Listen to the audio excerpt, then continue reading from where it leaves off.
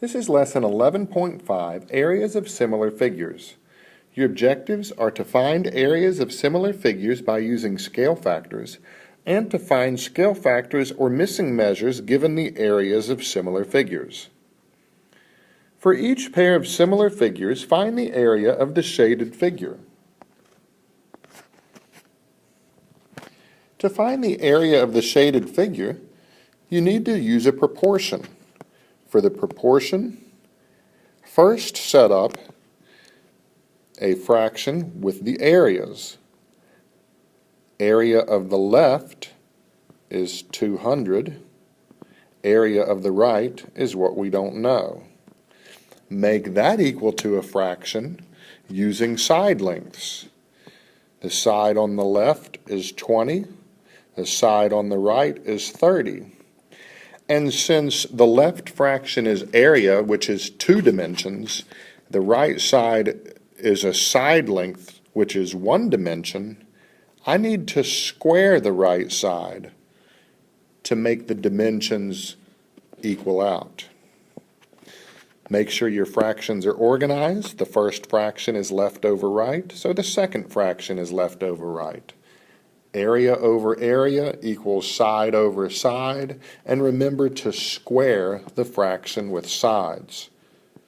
200 over x equals 400 over 900. I can reduce on the left and make that 4/9, and then I can cross multiply. X times 4 is 4x. 200 times 9 is 1800. Divide both sides by 4, and x is 450. That will be inches squared because it's area. So the first fraction will be area, the second fraction is sides, and you square this fraction with sides to make the dimensions the same.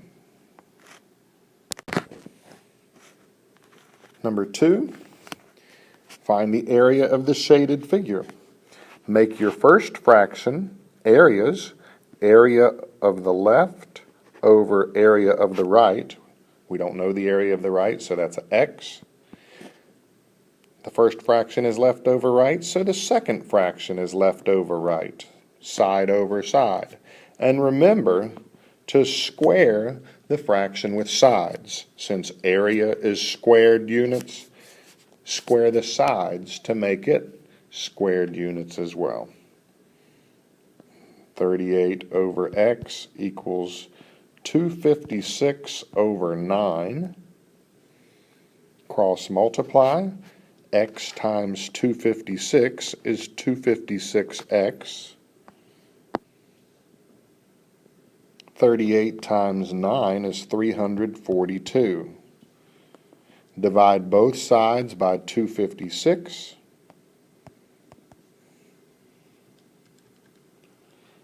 And the area is approximately 1.3 meters squared.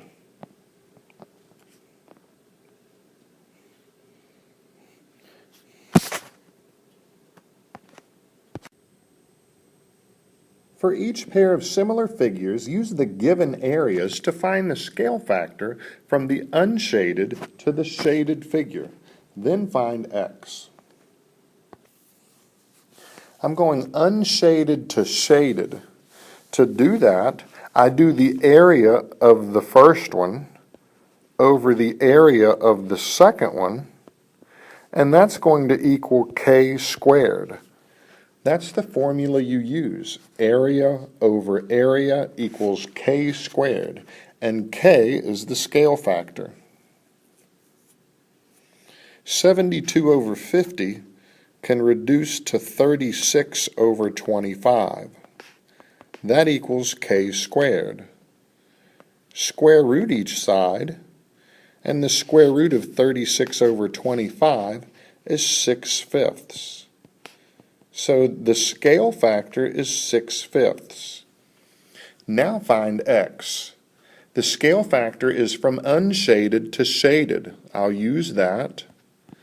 And that equals the side lengths, unshaded to shaded. 6 over 5 and 8 over x. Cross multiply. 6x equals 5 times 8 is 40. Divide both sides by 6, and x is about 6.7, and that will be the side length.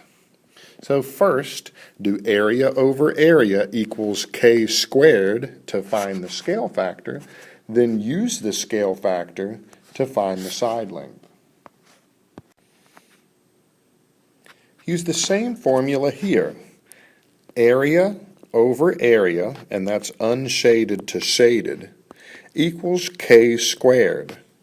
Always do area over area equals k squared. I can simplify that fraction to 7/3, and then take the square root of each side.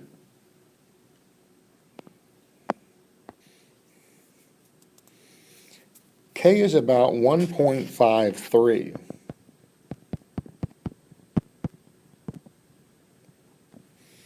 Now use K to find x. Since K is not a fraction, I can put it over 1. That is unshaded to shaded. Now make that match the side lengths, unshaded to shaded. X over 7. Cross multiply. 1 times x is x. 1.53 times 7 is about 10.7. Area over area equals k squared. Then use k to find the side length. For this one, to find the scale factor, do area over area, unshaded to shaded, and that equals k squared. Square root each side, so the square root of 16 over 64 is 4/8, which is 1/2. So k equals 1/2. Now use k to find x. That is unshaded over shaded. So side lengths, unshaded over shaded. Cross multiply. 2 times x is 2x. 1 times 8 is 8. Divide by 2, and x is 4. Area over area equals k squared, and then use k to find x. For this one, to find the scale factor, do area over area, unshaded over shaded, and that equals k squared. 13/39 reduces to 1/3. Square root each side.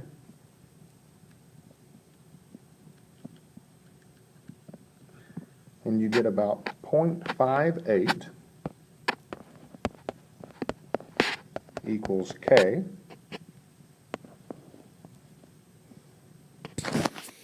Since k isn't a fraction, we can put it over 1 to make it a fraction. That's unshaded over shaded. So for the side lengths, that equals unshaded over shaded. Cross multiply. 1 times x is x. 0.58 times 9 is about 5.2. So area over area equals k squared. Solve for k, then use k to find x. Always organize your fractions. If the first one is unshaded over shaded, make sure the second one is unshaded over shaded.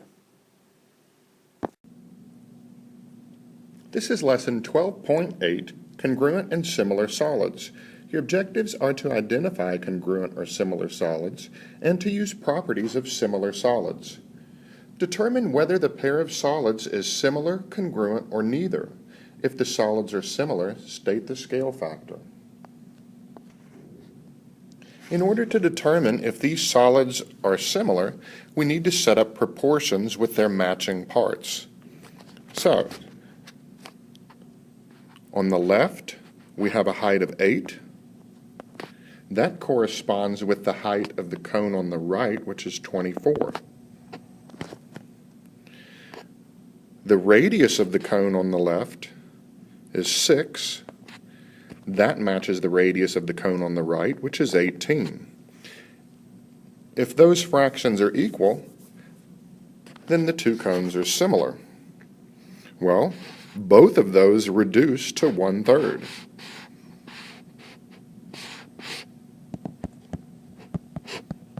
Which means that the two cones are similar. So they are similar because their corresponding parts are proportional, and the scale factor is this reduced fraction of 1/3. So match their corresponding parts. Make sure your fractions are organized. I did left over right for the height, and then left over right for the radius. If they're proportional, they're similar. If they're not, then they're not similar. For this one, we have two cylinders. Let's compare their corresponding parts. The radius on the left-hand cylinder is 5, and the radius on the right-hand cylinder, since the diameter is 10, the radius is also 5, so 5 over 5. And we'll compare that to the heights. The height of the cylinder on the left is 12. The height of the cylinder on the right is 24. If those reduce to the same thing, they're similar. 5/5 is 1. 12/24 is 1/2. Those are not proportional, so they are not similar. They are neither. If the corresponding parts are not proportional, it is neither. For these two prisms, let's check the corresponding parts. The height of one matches the height of one.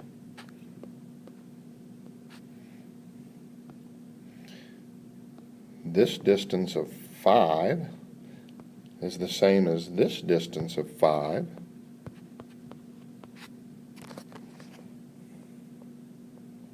The height of the trapezoid base is 4, and that one is 4.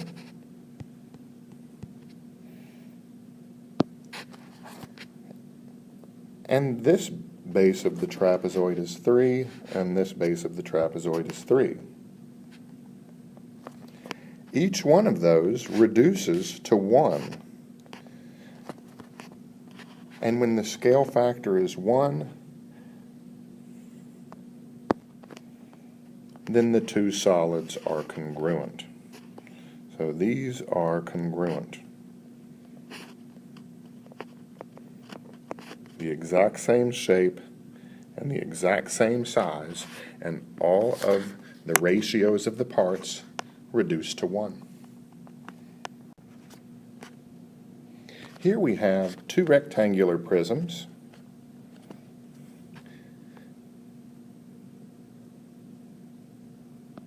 This 2 on the left matches 1.5 on the right.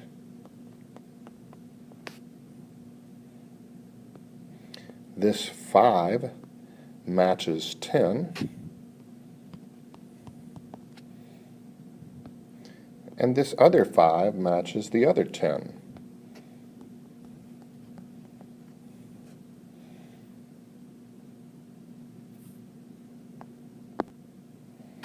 Well, 2 over 1.5 is about 1.3. 5/10 is half, and 5/10 is half again. Two of them match, but not all three. So since the corresponding parts are not all proportional, this is neither. You have to have all of them match. Two cubes have a surface area of 72 square feet and 98 square feet. What is the ratio of the volume of the small cube to the volume of the large cube?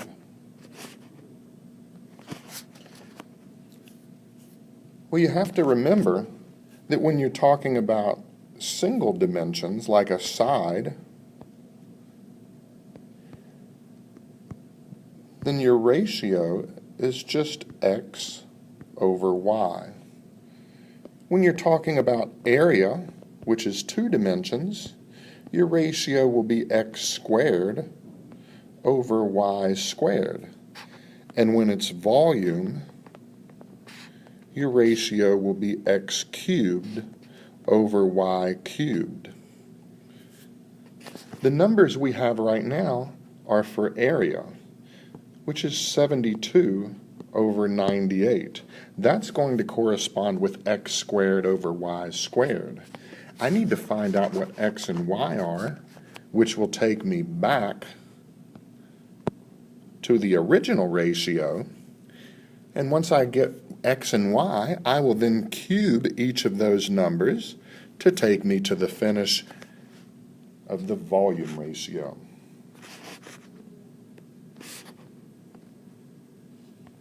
So since x squared over y squared is equal to 72 over 98, I can square root each side. So my xy fraction actually equals 6/7. To get 6/7, 72 over 98 reduces to 36 over 49, and then the square root of 36 is 6, and the square root of 49 is 7. Now for volume, I need to cube each number. 6 cubed over 7 cubed. So my volume ratio is 216 over 343. Make sure you pay attention to the dimension you're in, and then convert it properly. Number 6, two similar ice cream cones are made of a half sphere on top and a cone on bottom. They have radii of 1 inch and 1.75 inches respectively.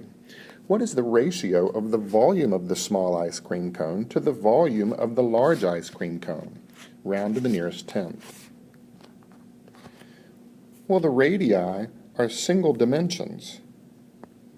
One of them is 1 and one of them is 1.75. I need to take that to volumes, so I need to cube each of those numbers. That gives me 1 over